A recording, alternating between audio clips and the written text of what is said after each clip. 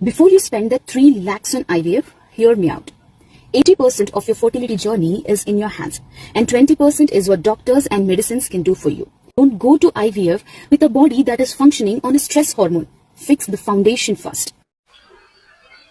Yes.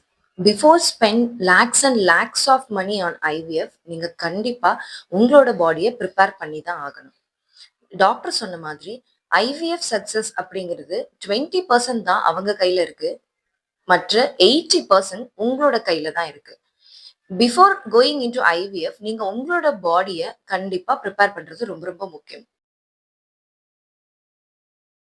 எதனால நடந்துட்டு இருக்கு அப்படின்னு பாத்தீங்கன்னா, அவங்களோட பாடி அந்த ஐவிஎஃப் ப்ராசஸ சப்போர்ட் பண்ணாததாலையும்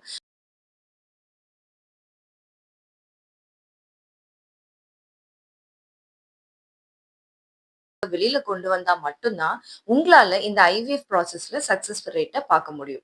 அண்ட் ஸ்ட்ரெஸ் அப்படிங்கிறது நிறைய பேர் நீங்க நினைச்சிட்டு இருக்கீங்க அது ஒன்லி இமோஷனல் ரிலேட்டட் மட்டும்தான் அப்படின்னு நினைச்சிட்டு இருக்கீங்க. பட் உண்மையா ஸ்ட்ரெஸ் அப்படிங்கிறது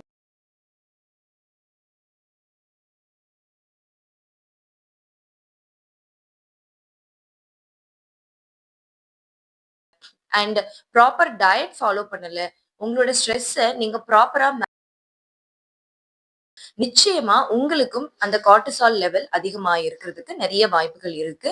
அண்ட் உங்களோட பாடி அண்டர் ஸ்ட்ரெஸ்ல இருக்கிறதுக்கு நிறைய சான்சஸ் இருக்கு. உங்களோட ஐவிஎஃப் சக்சஸ் ஆகிறதுக்கு என்ன மாதிரியான விஷயங்கள் எல்லாத்தையுமே பண்ணணும் அப்படிங்கறத ஒரு பிடிஎஃப் ரெடி பண்ணி வச்சிருக்கேன்.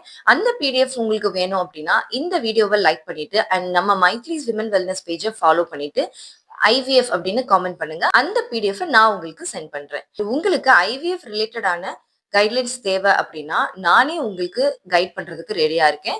என்னோட டிஎம்க்கு ஐவிஎஃப்னு டிஎம் பண்ணுங்க.